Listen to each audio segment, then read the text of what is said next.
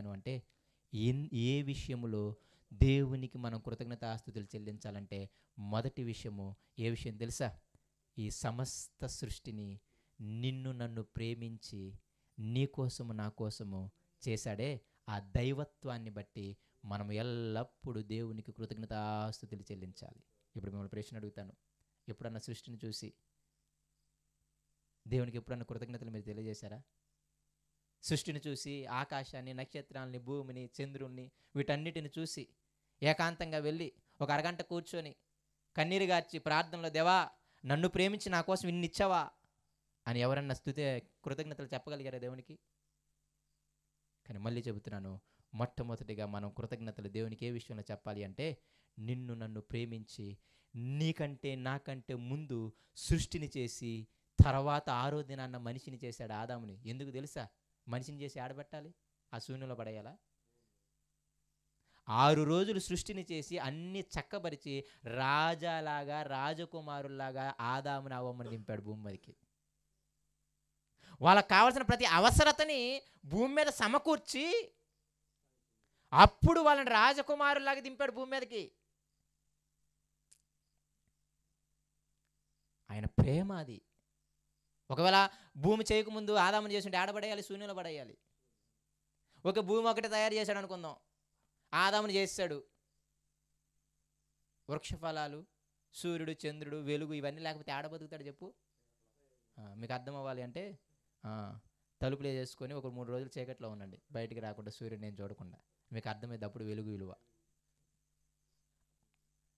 ఒకవేళ నీటిని, ఆహారాన్ని, ఆ జంతువుల్ని, జలచరాలని వీటన్నిటిని చేయకపోతే ఏం తిని బతుకుతాడు చెప్పు? 3వ రోజుకి ఆకలితో చచ్చిపోతాడు ఆదాము. అవునా కదా? 2-3 రోజులు బతుకుతాడు, 4వ రోజు ఏమైపోతాడు? తినడానికి తిండిలాగా ఆకలి తాళమిడి చచ్చిపోతాడు. కానీ దేవుడు ఎంత ఎక్సలెంట్ పర్సన్ చూడండి. సృష్టిని చూసినప్పుడు ఆయన ఎంత శక్తి కలిగిన వాడు అర్థం అవ్వాలి. దాన్ని బట్టి ఆయన ఎప్పుడు మనం గణపరచాలి. అయితే అతి ప్రాముఖ్యమైనది ఏంటి అంటే, ఆయన తత్వం ఉందే, ఆయన ప్రేమ, ఆయన కృప, ఆయన కనికరం, ఆయన దయ, ఈ సృష్టిని చూసినప్పుడు దాన్ని చూసి మనం ఎప్పుడు ఆయనకి ఏం చేయాలంట? కృతజ్ఞతాస్తుతులు చెల్లించాలి. మొదటి విషయము అది. రెండో విషయం ఏంటి అంటే, మీ అందరికీ తెలిసిన విషయమే.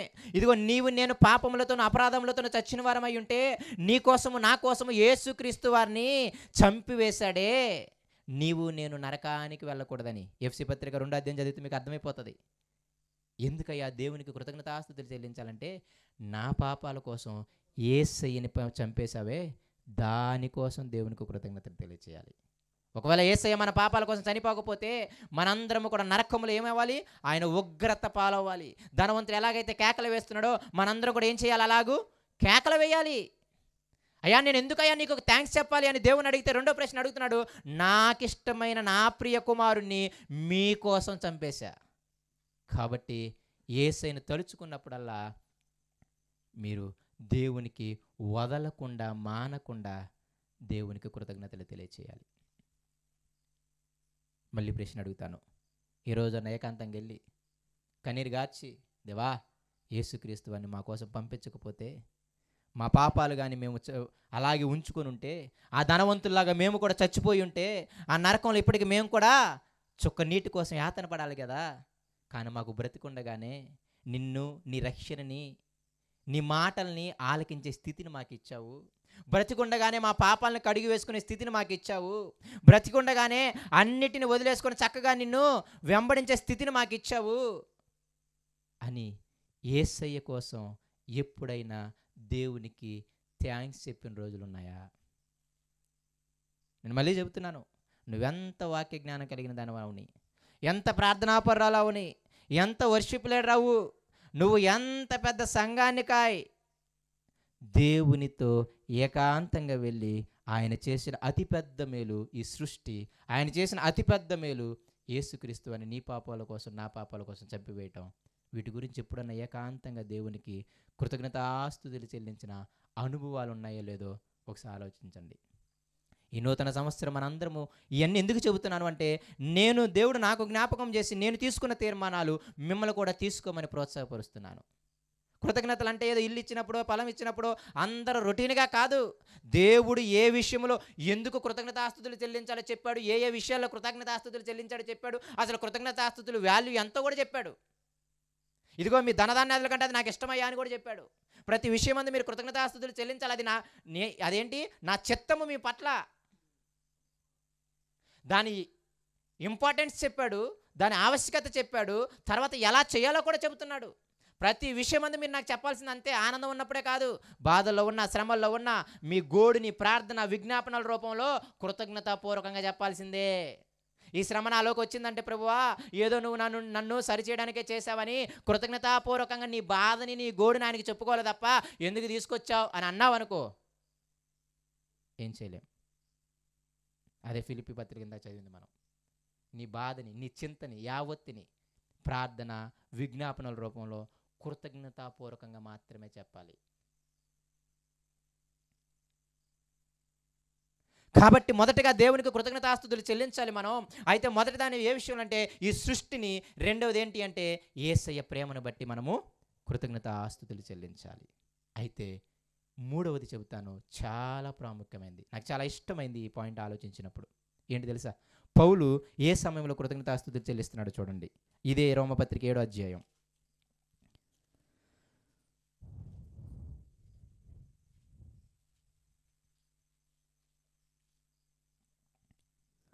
21వ వచనం నుండి చదువుతాను, చాలా జాగ్రత్తగా ఆలకించండి.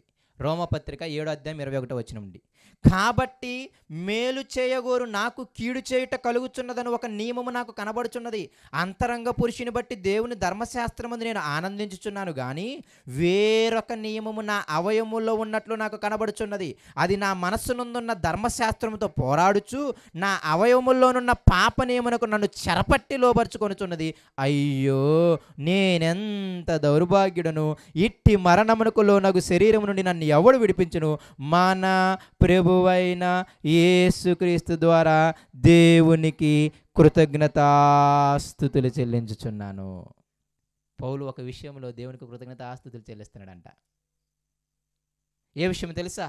అయ్యో నా శరీరంలో పాప నియమం ఉంది, నా మనసులోనేమో ధర్మశాస్త్రం వాక్యం ఉంది. నాకేమో ధర్మశాస్త్రం వాక్య ప్రకారంగా లోపల ఉంది, అంతరంగ పురుషుడు యందు ఉంది వాక్యము, ఆ వాక్య ప్రకారంగానే బతకాలని ఉంటుంది. కానీ ఈ శరీరంలో ఉన్న పాపనేముంది చూసారా, ఇదేమో బ్రతకనివ్వకుండా చేస్తుంది. ఇప్పుడు చాలా జాగ్రత్తగా అర్థం చేసుకోవడానికి ప్రయత్నం చేయండి. విన్న వాక్యాలను బట్టి లోపల అంతరంగ పురుషుడేమో అయ్యో నువ్వు ఇలా ఉండాలి, ఇలా ఉండకూడదు అని చెబుతుంటే నాకు నిజంగా అలానే ఉండాలనిపిస్తుంది. కానీ ఈ శరీరంలో ఉన్న పాపనేమో ఉందే, ఇది మాత్రం అలా ఉండకుండానని చేస్తుందంట. చేయాల్సిన మేలు చేయకపోగా చేయొద్దు అనుకున్న కీడిని నేను చేస్తున్నానంట. అంటే ఆత్మ చెబుతున్న వాక్యము చెబుతుంది ఇలా చెయ్యి, ఇలా చెయ్యి అని. దాన్ని చేయకుండా నేను ఏదైతే చేయొద్దు అంటుందో అదే చేస్తున్నాను అంటున్నాడు పౌలు. అయ్యో ఇట్టి దౌర్భాగ్యుని అయిపోయాను నేను, ఇట్టి మరణానికి లోనైపోయాను నేను. మీకు అర్థం అవడానికి చెబుతాను ఉదాహరణలో. లోపల వాక్యమేమో మందు తాగొద్దు అని చెబుతుంది, కానీ శరీరంలో ఉన్న పాపనేమేమో తాగు అని చెబుతుంది. ఇప్పుడు ఈ లోపల అంతరంగ పురుషుడు వాక్యము సన్నిధానానికి వచ్చినప్పుడు ఇదిగో ఈ అలవాట్లు మంచివి కాదు, ఇది చెయ్యకూడదు అని చెబుతుంది, కానీ శరీరమేమో అదే చేయమని చెబుతుంది. ఈ రెండింటి మధ్య ఏమవుతుందంట?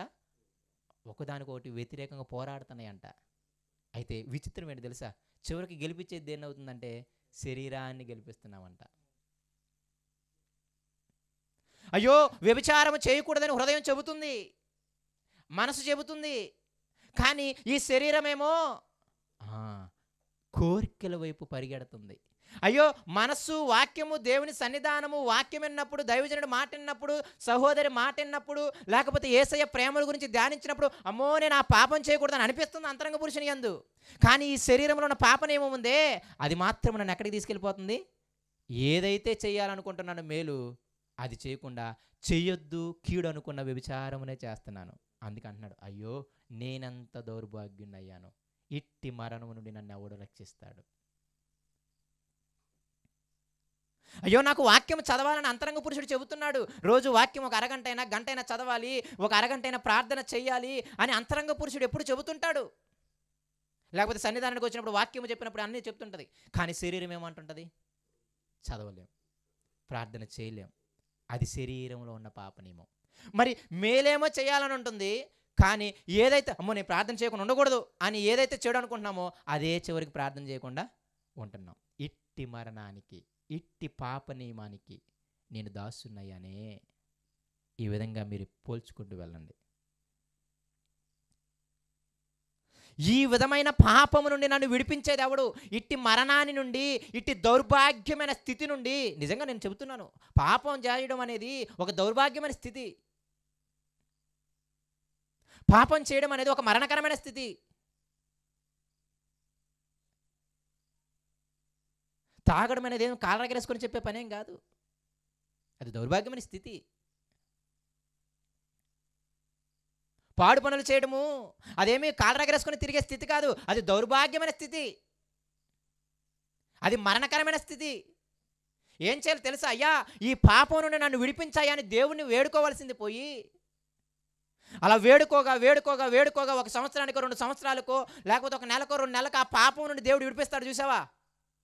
అప్పుడు ఏం చేయాలి తెలుసా? సంవత్సరం నుండి పాపంతో చచ్చిపోతున్నాను నాయన, ఈ పాపం నుండి నన్ను విడిపించావే, అందుకు నీకేంటి థ్యాంక్స్. అదన్నమాట పౌలు ఉద్దేశం. ఇట్టి దౌర్భాగ్యపు స్థితి నుండి, ఇట్టి మరణకరమైన స్థితి నుండి నన్ను రక్షించిన వాడు ఎవడయ్యా అంటే ఒకడే రక్షించాడు. నేను ఏడవగా ఏడవగా ప్రార్థించగా ప్రార్థించగా ప్రార్థించగా ఈ పాపను నన్ను విడిపించాయా, ఈ పాపను నన్ను విడిపించాయా అని దేవుణ్ణి అడగగా అడగగా అడగగా ఒకరోజు దేవుడు ఏం చేశాడు? విడిపించేశాడు. ఇక ఆ రోజు చెప్పేస్తున్నాడు, నీకు కృతజ్ఞతాస్తుతులు చెల్లిస్తానయ్యా అని. 3 అతి ప్రాముఖ్యమైన విషయము, నిన్ను నన్ను దేవుడు అనేకమైన పాపాల్లో పడకుండా కూడా కాపాడాడు. అవునా కదా? మీ గత జీవితానికి ఒకసారి వెళ్ళండి. మీ గత జీవితానికి ఒకసారి వెళ్ళినప్పుడు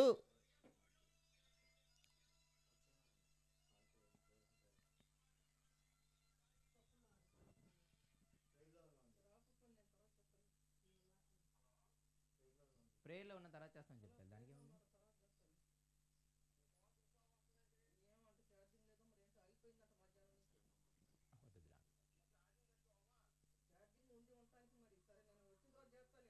వాళ్ళ అబ్బాయా? నేను కుటుంబరావు గారు అనుకున్నా. సరే సరే, నేను కుటుంబరావు గారు అనుకున్నా. సరే సరే, ఓకే, ఇబ్బంది ఏం కాదు. అందరూ జాగ్రత్తగానే ఉన్నారా? ఒకసారి మీ వెనక జీవితానికి వెళ్ళండి, మీ గత జీవితానికి వెళ్ళండి. ఎన్ని పాపాలలో నువ్వు పడకుండా దేవుడు కాపాడాడు ఒకసారి జ్ఞాపకం చేసుకో. ఏ రోజన్నా ఆ పాపను నన్ను పడకుండా చేసావు దేవా అని దేవునికి ఎప్పుడన్నా కృతజ్ఞతలు చెప్పిందా స్థితి ఉందా? రెండో ప్రశ్న ఏంటి తెలుసా?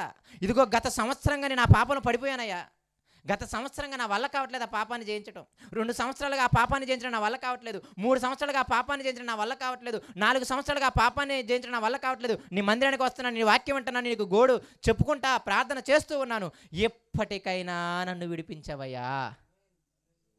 4 సంవత్సరాల నా వేదనని, 4 సంవత్సరాల నా బాధని, 2 సంవత్సరాల నా వేదనని, నా బాధని, ఈ పాపం అనేది చేసినప్పుడు ఆనందం ఉంటుంది, కానీ నీ సన్నిధానానికి వచ్చినప్పుడు, వాక్యం విన్నప్పుడు, ప్రార్థన కూర్చున్నప్పుడు, ఇదిగో బలలో చేతులు వేస్తున్నప్పుడు ఒక పక్క భయము, ఒక పక్క బాధ, ఇదిగో ఇదే నా కుటుంబానికి నాశనము, ఇదే నా కుటుంబాల శ్రమలకు కారణము, ఈ పాపమే అన్నిటికీ కారణమని పోయిన వారం చదువుకున్నాం కదా. నాకు, నా కుటుంబానికి, నా సంఘానికి మేలు జరగకుండా కారణం ఏంటి అంటే ఈ పాపమే కదా. అటు అంతరంగ పురుషుడేమో చేయకూడదు అనుకుంటుంది, బలలో చేతులు వేసినప్పుడు, వాక్యం విన్నప్పుడు, మందిరానికి వచ్చినప్పుడు, కూటాలకు వెళ్ళినప్పుడు చేయకూడదు చేయకూడదు అంటుంది, కానీ శరీరంలో ఉన్న పాపనేం మాత్రము చేసేస్తుంది. మళ్ళీ చెబుతున్నాను ప్రియమైన దేవుని పిల్లారా, త్వరగా దేవుడి దగ్గర గోజాడకపోతే, గత సంవత్సరం నేను బాగా జ్ఞాపకం పెట్టుకోగలను. గత సంవత్సరం నాకు దేవుడు చేసిన గొప్ప మేలు అంటే నేను జయించలేని పాపం నుండి నన్ను విడిపించాడు. ఈ సంవత్సరం నేను చక్కగా దానికి కృతజ్ఞతలు తెలియజేసుకోవాలి. ఈ పాయింట్ చదివినప్పుడు, అర్థం చేసుకున్నప్పుడు చాలా ఆనందం అనిపించింది. త్వరగా సిద్ధపడండి. 2 విషయాలు ఈ విషయాల్లో. ఒకటి, నీ గత జీవితంలో చాలా పాపాల్లో పడకుండా కాపాడాడు దేవుడు, దానికి కృతజ్ఞతలు తెలియజేయండి. రెండోది, ఒకవేళ మీరు పాపంలో పడినా సరే, ఇదిగో 2-3 సంవత్సరాలు లేకపోతే అలా గతించుకుంటున్నా ఉన్నా సరే, మీరు అంటున్నారు కదా నేను చాలా పాపాలు చేశాను, నేను చాలా దోషాలు చేశాను, అయినా నన్ను సజీవుడిగా దేవుడు ఉంచాడు అంటున్నారే, ఆ నోరు చాలా జాగ్రత్తగా కాచుకోవాలి. ఈ సంవత్సరం నన్ను అది మానేయకపోతే. నేనైనా అంతే. నేను మళ్ళీ చెప్పగలను, మీకంటే ఎక్కువ పాపాత్ముని. ఆ పాపంలో నుండి వచ్చిందే ఈ విశ్వాసం, ఆ పాపంలో నుండి వచ్చిందే ఈ యొక్క వినయం, ఆ పాపంలో నుండి వచ్చిందే ఈ యొక్క తత్వము, ఈ అణిగిమణిగి ఉండే తత్వము అంతా తొక్కడానికి కారణం ఏంటి అంటే ఆల్రెడీ చేసిన పాపము, దాని వాల్యూ అంత తెలుసు. కాబట్టి ఇక్కడ నేను అంటున్నాను, ఇక్కడ నేను చెబుతున్నాను కదా, ఇంత గట్టిగా చెబుతున్నాను కాబట్టి నేను పాపం చేయట్లేదని నా ఉద్దేశం కాదు. ఆ విషయంలో చేస్తే నేను పోతాను, నా ఉద్దేశం మీరు పోకుండా ఉండడానికి చెప్పడం నా ఉద్దేశం. ఒకవేళ ఆ మాట ప్రకారం చేయలేకపోతే నేను పోతాను అంతే. చాలా క్లియర్గా చెబుతున్నాడు ఆయన. నేను చాలా పాపములు చేసి ఉన్నాను, చాలా పాపంలో పడి ఉన్నాను, అయినా దేవుడు నన్ను సజీవుల లెక్కలో ఉన్నారు అని ఎవరైతే నోరు తెరచి మీరు సాక్ష్యాలు చెబుతున్నారో జాగ్రత్తగా జ్ఞాపకం పెట్టుకోండి. ఆ పాపాన్ని ఆ సాక్ష్యం చెప్పినప్పటి నుండి మీరు వదిలేయగలగాలి. లేకపోతే రేపు కనికరాన్ని పొందుకోరు, మీరు రెండంతల శిక్షపాత్రులు అవుతారు. మీరు తమ అతిక్రమములు ఒప్పుకొని విడిచిపెట్టువాడు మాత్రమే ఆయన యొద్ద నుండి కనికరము పొందును. మొదట ఒప్పుకోవడం ఎంత ప్రాముఖ్యమో నెక్స్ట్ రోజు నుండి విడిచిపెట్టడం కూడా అంతే ప్రాముఖ్యం. అప్పుడు మాత్రమే కనికరమైన గుణం వస్తుంది. ఒప్పుకున్నంత మాత్రాన్ని కనికరించబడతామని చెప్పమాకండి. నేను అంటాను, రెండంతల నరకపాత్రులు మానేయకపోతే ఏడవాలి దేవుని దగ్గర, గోజాడాలి దేవుని దగ్గర. ఒక పాపాత్మురాలైన స్త్రీ ఎలాగ ఏడుస్తుందో తెలుసా? తన పాపాత్మలన్నీ పోవాలంటే అంతగా ఎదగాలి. విస్తారంగా పాపాలు చేసింది కాబట్టి విస్తారంగా దేవుని దగ్గర ఎదిగితేనే విస్తారమైన పాపాలు క్షమింపబడతాయి. ఇంకోసారి ఎప్పుడైనా మీకు చెబుతాను నేను, పాపాలు అసలు ఎలా క్షపోతాయి. ఆ పాపాత్మలైన స్త్రీ నుండి ఏం నేర్చుకోవాలి? అదే, నువ్వు విస్తారమైన పాపాలు చేస్తే ఇప్పుడు విస్తారంగా దేవుణ్ణి ప్రేమించడం చేసుకోవాలి. ఇప్పుడు విస్తారంగా దేవుని వాక్యానుసారమైన పనులు నువ్వు చేయాలి. అందుకే ఆమె అంటుంది, ఆయన పాదాలు వదలట్లేదంట, కన్నీటితో తడిచేస్తుందంట, కురుతో తుడుస్తుందంట, వదలక ముద్దులు పెడతానే ఉందంట. అప్పుడు ఆ యొక్క సీమోను అన్నాడు, సీమోను నీ ఇంటికి వచ్చినప్పుడు కాళ్ళు కడుక్కోవడానికి నీళ్ళు ఇచ్చావా? ఇవ్వలేదే. తల అంటుకోవడానికి నూనె పెట్టావా? ఇవ్వలేదే. తుడుచుకోవడానికి ఏమన్నా టవల్ లాంటిది ఇచ్చావా? ఇవ్వలేదే. ఆమె చూడు, ఏకంగా తమ కన్నీళ్లతో కడుగుతుంది, తమ కురులతో తుడుస్తుంది, అత్తర తెచ్చి విలువ కలిగింది నాకు పోస్తుంది. ఇప్పుడు నేను అంటున్నాను, ఆమెను పాపాత్మురాలని అంటున్నారు కదా, పేరు కూడా పాపాత్మురాలని స్త్రీ ఉంటుంది బైబిల్లో. ఆమె పేరు ఉండదు. దాని అర్థం ఏంటంటే ఆమె ఎన్ని పాపాలు చేసిందో తెలియదు మనకి, కానీ విషయం తెలుసలేదో, సీమోను కంటే ఆమె విస్తార పాపాలు చేసింది కాబట్టి విస్తారంగా దేవుణ్ణి ప్రేమిస్తేనే విస్తార పాపాలు క్షమింపబడతాయి. 7 గ్రామం తల్లి, 7 గ్రామం.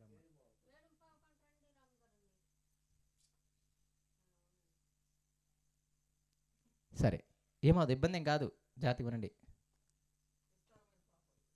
కాబట్టి నేను మళ్ళీ చెబుతున్నాను, ఎంత విస్తారంగా ఇప్పుడు దేవుళ్ళు ఎదిగితేనే, ఎంత విస్తారంగా ఆ పాపాన్ని వదిలిపెడితేనే అంత విస్తారమైన కనికరాన్ని, అంత విస్తారమైన ప్రాయశ్చిత్తాన్ని మనం పొందుకోగలం. లేకపోతే నేను మళ్ళీ చెబుతున్నాను, ఏ నోరైతే దేవా నేను ఈ పాపంలో పడిన్నాను, నేను అయినా నన్ను దేవుడు సజీవుల లెక్కలో ఉంచాడు అని చెప్పి మళ్ళీ నెక్స్ట్ ఇయర్ నుండి కూడా అదే పాపంలో పడుతున్నావంటే నీ నరకాన్ని, నీ శిక్షని, నీ నాశనాన్ని, నీ కుటుంబ నాశనాన్ని నీ నోటితో నువ్వే నేనే సన్నిధానంలో సాక్ష్యం రూపంలో చెప్పినట్టు. సాక్ష్యం అనేది ఎందుకు తెలుసా? నిన్ను హెచ్చరిక చేయడానికి, నిన్ను ఒకసారి ఆలోచించుకోవడానికి, ఎదుటివాడిని ఆలోచించేలా చేయటానికి. అందుకే ఈ మూడో విషయం చాలా ప్రాముఖ్యమైనది. ఒకసారి వెళ్ళండి, మీ పుట్టిన నుండి ఇప్పటి వరకు చూసుకోండి, దేవుని నమ్మిన ప్రారంభం నుండి ఇప్పటిదాకా తీసుకోండి, నిన్ను దేవుడు ఎన్ని పాపాల్లో పడకుండా తప్పించాడు చూసుకొని అయ్యా నీకు థ్యాంక్స్ అని చెప్పండి. రెండోది ఏంటి తెలుసా? నువ్వు నేను పడిన పాపాలు చాలా ఉంటాయి. పడిపోయి జోగాడి మురికంతా అంటించుకొని కడుగబడిన పంది ఎలాగైతే బురదలో నుండి బయటకు వచ్చిందో అది మళ్ళీ బురదలోకి వెళ్ళిందో, ఇదిగో కుక్క తన వాంతికి ఎలాగైతే వెనక్కి తిరిగిందో, నా జీవితమైన నీ జీవితమైన కంపల్సరీగా వెనక్కి వెళ్ళి ఉంటాం. ఆ పాపం నుండి విడిపించాడే దేవుడు. అసలు విడిపించలేదంటే నేను మళ్ళీ చెబుతున్నాను, అమ్మో చాలా దారుణమైన స్థితి అది. అసలు అడుక్కుంటున్నారు దేవుని దగ్గర, ఈ పాపాన్ని నేను జయించలేకపోతున్నాను, నాకు జయించే శక్తి అని. పౌలు గోజాడగా ఒకరోజు దేవుడు కనికరించి ఇదిగో ఆయనకి ఏం చేశాడని తెలుసా? ఈ పాప శరీరం ఉన్న ఈ నియమం నుండి ఆయనకు విడుదల ఇచ్చాడంట. అసలు ఆనందం ఉండబట్టలేక, సంతోషం ఉండబట్టలేక త్వరగా వెళ్ళిపోయి 1 గంట ఏకాంతంగా కూర్చొని దేవా నీకు థ్యాంక్స్ అంటున్నాడు అనమాట. ఇది మూడో విషయం, దేవునికి థ్యాంక్స్ చెప్పాలి మనం. మొదటిదేమో నిన్ను నన్ను ప్రేమించి ప్రకృతిని సృష్టిని చేసినందుకు, రెండవదేమో నిన్ను నన్ను ప్రేమించి నీవు నేను నరకం వెళ్ళి యాతన పడకుండా ఉండడానికి యేసయ్యని చంపివేసినందుకు, మూడోదేంటో తెలుసా, నీవు నేను అదే పాపంలో జోగాడకుండా పాపంలో పడి నీ మొర్ర నా మొర్ర ఆలకించకుండా నిన్ను నన్ను విడిచిపెట్టకుండా ఆ పాపంలో నుండి విడిపించాడే.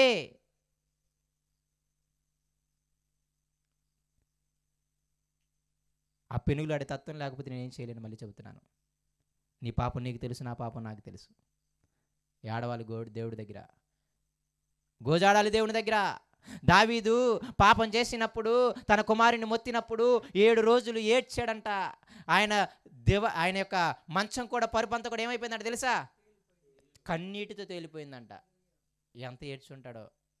ఇది చదివినప్పుడు ఆలోచిస్తే అంత పశ్చాత్తాపం ఎప్పుడు మాకు రాలేదే, ఒక పాపం చేసినప్పుడు అలా ఎప్పుడు ఆడవలేదే. కీర్తన గ్రంథం చదువుతుంటే ఉంటుంది ప్రియమైన దేవుని పిల్లలారా, దినమెల్లా నా దుఃఖంతో కన్నీరు వేస్తే నా పరుపు తేలి ఆడుతుంది అంటాడు, నా కన్నీళ్ళలో పరుపు కొట్టుకుపోతుంది అంటాడు కీర్తనలో ఒక చోట.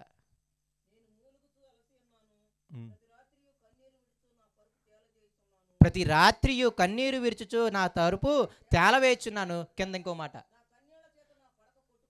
చూడండి, కన్నీళ్ళు ఎలా ఉంటున్నాయంటే తెలుసా, పడుకున్న మంచమో పడుకున్న పరుపు లేచి వెళ్ళిపోతుందంట ఆ కన్నీళ్ళల్లో. ఆ మాట చదివినప్పుడు ఎప్పుడన్నా నేను అంత పాపం చేసినప్పుడు ఎప్పుడైనా ఏడ్చానా? అంత నీళ్లు మనకు ఎప్పుడన్నా వచ్చాయా? మన పాపాన్ని పోగొట్టుకోవడానికి ఎప్పుడన్నా అలా ఏడ్చామా, ప్రాధేయపడ్డామా? అలా ప్రాధేయపడిన రోజు ఒకరోజు ఆ పాపం నుండి విడిపిస్తాడు దేవుడు. అప్పుడు నీకు కృతజ్ఞతలు తెలియజేయడం వస్తుంది. ఆ పాయింట్ చదివినప్పుడు ఆశ్చర్యపోయాను. నేను చేసిన పాపాలు వాళ్ళకంటే ఎక్కువ పాపాలు. దావీదు అది ఒక్క పాపమే చేసింది. మనందరి జీవితాలు చూసుకుంటే చాలా పాపాలు ఉంటాయి. మరి ఇంకెంతలా వేలవాలి చెప్పండి. మనం జ్ఞానం నేర్చుకోవడానికి కాదు సన్నిధానికి వచ్చేది. ఏదో దేవుడు గొప్పోడు అని నువ్వు చెప్పకపోతే ఏమవుతుంది, ఏరోడు కూడా చెప్పగలడు, దేవుడికి తెలుసు ఆల్రెడీ వాళ్ళకి. భక్తిని, ప్రవర్తనని, క్యారెక్టర్ని, వీటన్నిటిని నేర్చుకోవడానికి వాక్యం దగ్గరికి రావాలి. అలాంటి ఆవేదన ఉండాలి ప్రియమైన దేవుని పిల్లారా. పౌలు అందుకే అంటున్నాడు, ఇట్టి దౌర్భాగ్య స్థితి నుండి, ఇట్టి దౌర్భాగ్యమైన ఈ పాప శరీరం నుండి, పాప నియమము నుండి, ఇట్టి మరణకరమైన ఈ పాప శరీరం నుండి, పాప నియమము నుండి నన్ను రక్షించిన యేసయ్యకి, దేవునికి, యేసుక్రీస్తు అని నేనేం చేస్తున్నాను, కృతజ్ఞతాస్తుతులు చెల్లిస్తున్నాను అన్నాడు.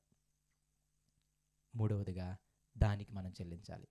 నాలుగవదిగా చెప్పి ముగిస్తాను, వచ్చేవారి మిగతా చెప్తాను. నాలుగవది ఏ విషయంలో చూడండి, అందరం కూడా కొలసీలకు రాసిన పత్రిక 1వ అధ్యాయము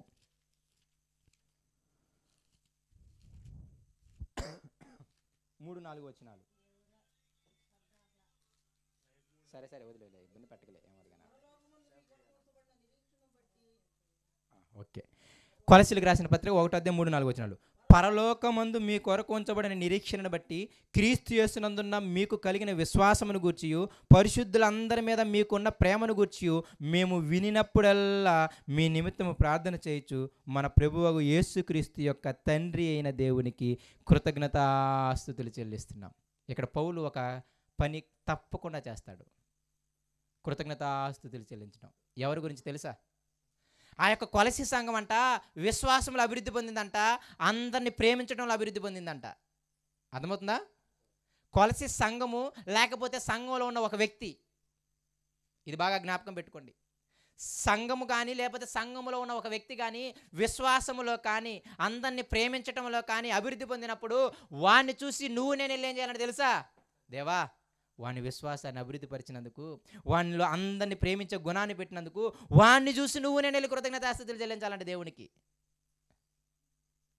ప్రత్యేకంగా ఇది కాపరిగా మాకు గుర్తుండాలి.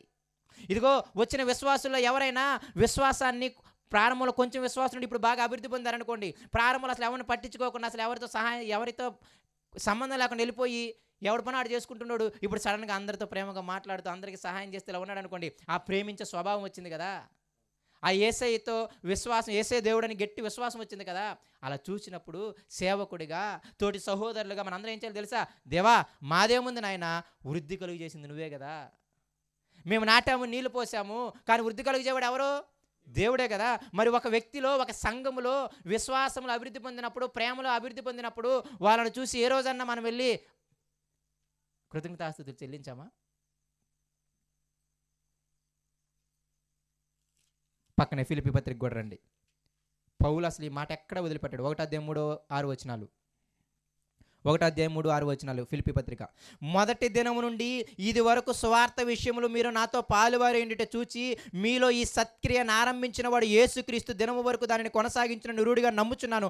గనుక మీ అందరి నిమిత్తము నేను చేయు ప్రతి ప్రార్థనలో ఎల్లప్పుడూ సంతోషంతో ప్రార్థన చేయొచ్చు. తర్వాత మాట చూడండి, నేను ఎప్పుడు మిమ్మును జ్ఞాపకము చేసుకునినా సరే నా దేవునికి కృతజ్ఞతాస్తుతులు చెల్లిస్తున్నాను. ఆ ఫిలిప్పీ సంఘం అతని మైండ్లోకి రాగానే ఏమంటుందో తెలుసా? ఈ సంఘము సువార్త పని కోసం తన ధనాన్ని వెచ్చించిన సంఘం. ఆ కొలసి సంఘమేమో విశ్వాసంలో ప్రేమలో బాగా ఎదిగింది. ఈ యొక్క ఫిలిప్పీ సంఘమేమో పౌలు గారు సువార్త చేయడానికి ప్రతి పట్టణానికి వెళ్తుంటే ఆయన కావాల్సిన వస్తు సామాగ్రి, ఆయన కావాల్సిన ఆహార సామాగ్రి ఊరకేం రాదు కదా. ఈ సంఘము ఈ పత్రిక రాసే టయానికి ఫిలిప్పీ సంఘం కట్టి 10 సంవత్సరాలు. అంటే 10 సంవత్సరాలుగా ఈ ఫిలిప్పీ సంఘం ఏం చేస్తుంది తెలుసా? పౌలు గారు వెళ్ళిన ప్రతి పట్టణానికి ఇదిగో ఈ ధనం పెట్టి అక్కడ మీటింగ్ పెట్టు, ఈ ధనం ఉండి నీ యొక్క ప్రయాణాల్లో ఉంచుకో, ఈ ఆహారం తీసుకొని చక్కగా తిని వాళ్ళకి సువార్త చేయి అని ఫిలిప్పీ సంఘం సహాయం చేసిందంట. అందుకే ఓ నిజమైన నా సహకారి అంటాడు 4వ అధ్యాయంలో. అందుకే చివరి అధ్యాయంలో కూడా ఎపఫ్రోదితు ఏం చేస్తారు తెలుసా? పౌలు జైల్లో ఉంటే చివరి అధ్యాయంలో ఎపఫ్రోదితు ద్వారా ఆయనకు కావలసిన సామాగ్రి అంతా జైల్లోకి పంపిస్తారు. మరి జైల్లో డేరాలు కొట్టుకోరు కదా, జైల్లో డేరాలు కొట్టుకోలేడు కదా, ఎవరు అన్నం పెట్టరు కదా. కాబట్టి ఈ ఫిలిప్పీ సంఘము ఆ సంఘంలో ఉన్న ఒక పెద్దని ఎపఫ్రోదితుని తీసి ఎక్కడో రోమాలో ఉన్న ఆయనకి, జైల్లో ఉన్న ఆయనకి కావలసిన వస్తు సామాగ్రి అంతా పంపించిందంట.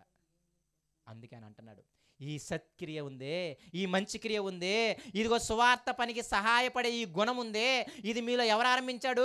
దేవుడు ఆరంభించాడు. కాబట్టి మీరు అందులో అభివృద్ధి పొందుతున్నప్పుడు నేను మిమ్మల్ని జ్ఞాపకం చేసుకున్నప్పుడల్లా మీ గురించి దేవునికి కృతజ్ఞతలు చెప్పకుండా, థ్యాంక్స్ చెప్పకుండా ఉండలేకపోతున్నాను అంటున్నాడంట ఆయన. మూడోదిగా చెప్తాను చూడండి, అదే మొదటి తెస్సలోనికీ పత్రిక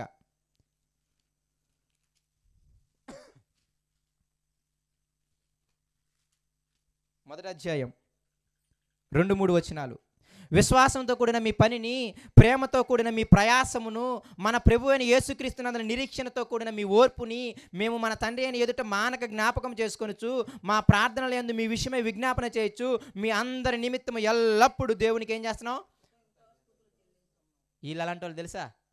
సువార్త పని అంటే ప్రయాసపడతారంట, ఎంతన ప్రయాసపడతారంట, ఎన్ని శ్రమలు వచ్చినా ఓర్చుకుంటారంట. అలా అన్నారు. గొప్ప ఉపద్రవాల్లో వాక్యాన్ని అంగీకరించారంట వీళ్ళు. ఎప్పుడు? అన్నీ బాగున్నప్పుడు దేవుని నమ్మడం పెద్ద విషయమేం కాదు. గొప్ప ఉపద్రవాల్లో వాళ్ళు వాక్యాన్ని అంగీకరించారంట. గొప్ప శ్రమలలో వాళ్ళు యేసయ్యని గట్టిగా విశ్వసించి పట్టుకున్నారంట. పట్టుకోవడం మాత్రమే కాదు, వాళ్ళు ప్రయాసపడ్డారంట. సువార్త కోసం, ప్రేమించడం కోసం ప్రయాసపడ్డారంట. ఈ గుణగణాలన్నీ చూసినప్పుడు పౌలు గారు ఏమంటారు తెలుసా? మీలో ఈ క్రియను ఆరంభించిన దేవునికి నేను థ్యాంక్స్ చెప్పకుండా ఉండలేకపోతున్నానయ్యా అంటున్నాడు. కాబట్టి 4వదిగా మనం దేని విషయంలో దేవునికి కృతజ్ఞతాస్తుతులు చెల్లించాలి అంటే, ఇదిగో సంఘముగా కానీ, లేకపోతే సహోదరుడిగా కానీ, నీ తోటి సహోదరుడు విశ్వాసంలో కానీ, ఇదిగో ప్రేమలో కానీ, సువార్త పనిలో కానీ, దేవుని పనిలో కానీ, ఇదిగో శ్రమల్లో కూడా అసలు దేవుని వాక్యాన్ని విడిచిపెట్టకుండా, దేవుడు పనిని విడిచిపెట్టకుండా, ఎన్ని శ్రమలున్నా, ఎన్ని బాధలున్నా సరే అంత బాగా దేవుని కోసం ప్రయాసపడుతున్నాడు అనుకోండి, వాడిని చూసినప్పుడల్లా, వాడిని జ్ఞాపకం చేసుకున్నప్పుడల్లా దేవునికి మనం థ్యాంక్స్ చెప్పాలంట.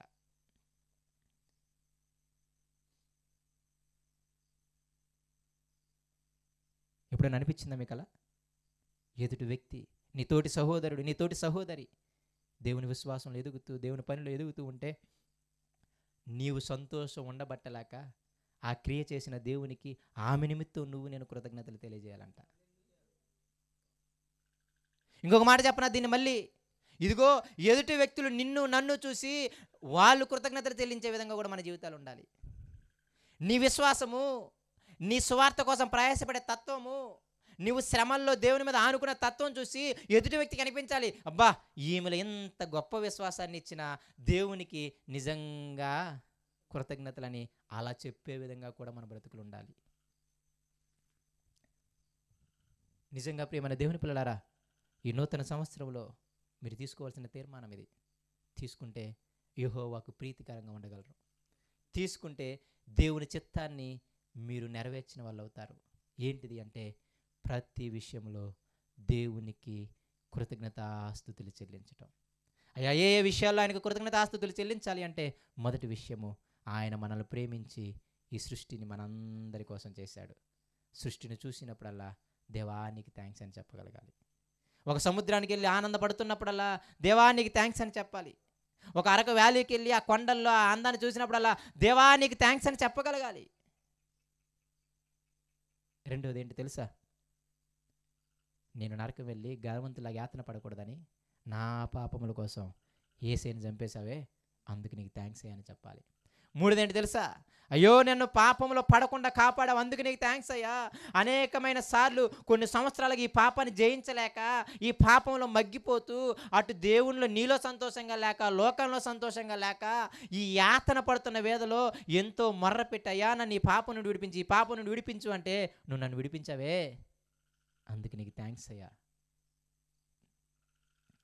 నాలుగవదిగా నిజంగా ఇంత గొప్ప విశ్వాసాన్ని, ఇంత గొప్ప ప్రేమని, ఇంత గొప్పగా శ్రమల్లో కూడా నిన్ను నీ వాక్యం మీద ఆనుకునే జీవితాన్ని తోటి సంఘానికి, తోటి సహోదరులకి, తోటి సహోదరికి నువ్వు ఇస్తున్నావే, అందును బట్టి నీకు థ్యాంక్స్ అయ్యా. ఈ 4 విషయాల్లో దేవునికి మీరు కంపల్సరిగా కృతజ్ఞతలు తెలియచేయాలని తెలియజేసుకుంటూ చిన్న మాటలు దేవుడు దీవించునుగాక. అందరం కళ్ళు మూసుకుంటూ ప్రార్థన చేసుకుందాం.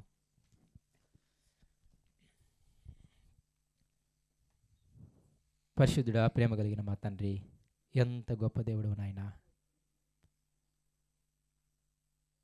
అయ్యా నీ చిత్తం కోసం మళ్ళీ మేము కనిపెట్టడం కాదు ప్రభువా, కృతజ్ఞత తెలియజేయాలా లేదా అని మేము కనిపెట్టాల్సిన అవసరం లేదు నాయనా. ప్రతి విషయంలో కృతజ్ఞతలు తెలియజేయమని అయ్యా అది నిశ్చిత్తమని మాకు వాక్యంలో రాయబడింది నాయన. నిజమే నాయన. ఇప్పుడు దాకా మేము ధనాన్ని ఇచ్చి మేమే దేవుడికి ఇష్టలం అనుకున్నాము నాయన. మేమేదో పెద్ద వాక్యం చెప్పి మేమే దేవునికి ఇష్టలం అనుకున్నాము నాయన. అయ్యా మేము బాగా ప్రార్థన చేసి బాగా వర్షిప్ లీడర్స్ అని పిలిపించుకొని మేము దేవునికి ఇష్టమైన వారం అనుకున్నాము నాయన. కానీ వాటన్నిటికంటే కూడా నువ్వు చేసిన మేలులకు కృతజ్ఞత కలిగిన జీవితాలు నాయన, వారు నీకు ఎక్కువ ప్రీతికరమైన వారని మర్చిపోయావు నాయన. నిజమే నాయన. సృష్టిని నా కోసం ఇచ్చావు, యేసయ్యని నా కోసం చంపేశావు అయ్యా. నేను నశించిపోయి నరకానికి వెళ్లకుండా అయ్యా ఆ పాపంలో జోగాడకుండా ఆ పాప నియమాన్ని తీసివేశావు. ఇప్పుడు నీ సువార్తలో, నీ మందిరములో, నీ పనిలో, నీ విశ్వాసంలో ఎదిగే ధన్యతనిచ్చావు. ఈ 4 విషయాల గురించి మేము నీకు ఎల్లప్పుడూ కృతజ్ఞతాస్తుతులు చెల్లించాలి నాయన. దయచేసి ప్రభువా ప్రతి ఒక్కరి హృదయాన్ని తెరవండి. ఈ నూతన సంవత్సరం అందు నూతన వాగ్దానాలు పొందుకున్న మేమందరం ఇవి కాదు నాయన, ఇంతకంటే వాగ్దానాలు ఎప్పుడో చేసేసావు నాయన నువ్వు. వీటిని బట్టి నాయన ఒక్కసారి ఏకాంతంగా అందరము కలిసి నాయన అయ్యా ఏకాంతంగా ఒక్కొక్కరు ఒకరికి ఇంట్లో తండ్రి నాయన అయ్యా 1 గంట 2 గంటలో ఒక రోజు అన్ని పనులకు నిజంగా తండ్రి సెలవు పెట్టుకునైనా నాయన అయ్యా నీకు సరైన విధానంలో కృతజ్ఞతాస్తుతులు చెల్లించటం మా అందరికీ నేర్పించండి నాయన. నిజంగా తండ్రి మీరే సహాయం చేయండి, మీరే నడిపించండి. ఈ నూతన సంవత్సరం ముందు నూతన తీర్మానాలు తీసుకొని మా పాపములను విడిచిపెట్టడానికి మాకు సహాయం చేయండి నాయన. ఎంత ప్రేమిస్తున్నావో మాకు అర్థమవుతుంది నాయన. నీ వాక్యము వింటున్నప్పుడు, నీ వాక్యము ధ్యానిస్తున్నప్పుడు, మాతో నువ్వు మాట్లాడుతున్నప్పుడు నిజంగా నాయన నువ్వెంత ప్రేమ మా పట్ల చూపిస్తున్నావు అర్థమవుతుంది. దయచేసి వేషధారణ జీవితాన్ని దూరం చేయండి, నామకార్థ భక్తిని దూరం చేయండి అయ్యా. ఈ లోక ఆశల కోసం, శరీరాల కోసం, లేకపోతే అయ్యా ధనధాన్యాదుల కోసము, కేవలం వాటి కోసమే భక్తి చేసే దౌర్భాగ్యపు స్థితి నుండి మమ్మల్ని దూరపరచండి. నిజంగా నాయన ఆల్రెడీ ఎన్నో మేలులు చేసేసావు నాయన, వాటికి థ్యాంక్స్ చెప్పడం మాకు నేర్పించండి, వాటితో సంతృప్తి పడటం మాకు నేర్పించండి. శ్రమ అయినా, బాధ అయినా, అనారోగ్యమైన ప్రతి విషయంలో కృతజ్ఞతలు తెలియజేయడం మాకు నేర్పించండి. మీరే తండ్రి తోటి సహోదరి అభివృద్ధి పొందుతున్నప్పుడు సంతోషపడే హృదయాన్ని మాకు దయచేయండి. మమ్మల్ని చూసి అనేక మంది అయ్యా నీకు థ్యాంక్స్ చెప్పే స్థితిలో మా జీవితంలో ఉండడానికి మాకు సహాయం చేయండి. సంఘంగా మమ్మల్ని అందరినీ ఎదిగేలా చేయమని చేస్తారని కూడా నమ్మొచ్చు. వచ్చిన ప్రతి ఒక్క బిడ్డని జ్ఞాపకం చేసుకునే వారి అవసరములను తీర్చండి. మీరే సహాయం చేయమని చేస్తారని నమ్మొచ్చు. ప్రతి ఆదివారం చక్కగా నీ మాటలు వినటానికి, ప్రతి శుక్రవారం నీ మాటలు వినటానికి సహాయం చేయండి ప్రభువా. ఇవే నాయనా నిత్య జీవం. ఈ మాటలే ప్రభువా రేపు మమ్మల్ని రక్షించేది. ఈ మాటలే నాయన నరకం నుండి మమ్మల్ని తప్పించేవి, పరలోకానికి మమ్మల్ని తీసుకెళ్ళేవి.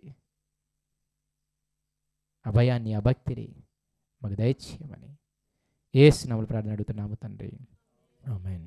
తండ్రి అయిన దేవునుడి, కుమారుడైన యేసుక్రీస్తు అనుడి, పరిశుద్ధాత్మ దేవునుడి కృపయో, ప్రేమయో, సమాధానము, సంతోషము, వారి సన్నిధి, సహవాసము మనకును, ఎవరైతే తమ కష్టాన్ని, తమ శరీరాన్ని